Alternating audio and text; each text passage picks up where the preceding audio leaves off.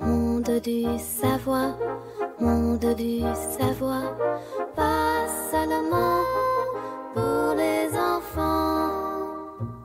Bonjour chers explorateurs, aujourd'hui je vais vous révéler un fait vraiment étonnant. Une partie du corps humain peut produire plus d'impulsions électriques que tous les téléphones du monde réunis.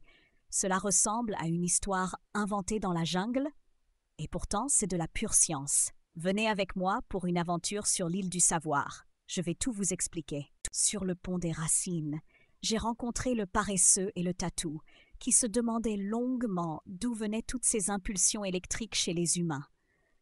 Le paresseux pensait qu'elles apparaissaient quand on mange beaucoup de raisins, parce que le sucre donne de l'énergie. Le tatou, lui, croyait que c'était à cause des cheveux électriques après avoir enlevé un pull. Leurs idées m'ont beaucoup amusé, mais j'ai dû leur expliquer que tout cela vient du fonctionnement des cellules nerveuses. Ce sont elles qui envoient des signaux rapides dans le corps humain, peu importe ce que l'on mange ou la coiffure que l'on porte. Dans la zone corallienne, j'ai rencontré le rhinocéros et l'orang-outan, qui parlaient de ce qu'ils avaient observé chez les humains. Le rhinocéros a raconté avoir vu un garçon tellement concentré sur une énigme qu'il s'est mis à transpirer. On aurait dit que sa tête fonctionnait comme une centrale électrique. L'orang-outan a ajouté que lorsqu'une personne apprend de nouvelles choses, on voit à quel point elle est concentrée, comme si quelque chose s'allumait à l'intérieur d'elle. Je leur ai expliqué qu'en effet, dans ces moments-là, le cerveau humain devient très actif et produit beaucoup d'impulsions. C'est sa façon de communiquer à l'intérieur de lui-même. Dans la cavité du grand arbre, j'ai rencontré le crocodile et le papillon.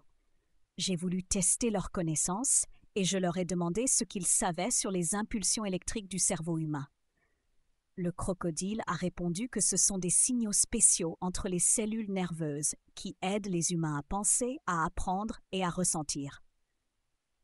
Le papillon a ajouté que ces impulsions sont très rapides et apparaissent quand quelqu'un se concentre ou mémorise quelque chose de nouveau.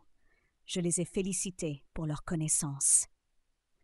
Le cerveau humain fonctionne grâce à des impulsions électriques qui transmettent des informations entre les cellules nerveuses.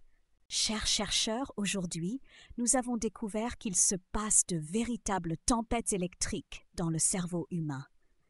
C'est grâce à elles que l'on peut penser, apprendre et résoudre des énigmes. Je vous attends pour de nouvelles aventures sur l'île du savoir. À très bientôt.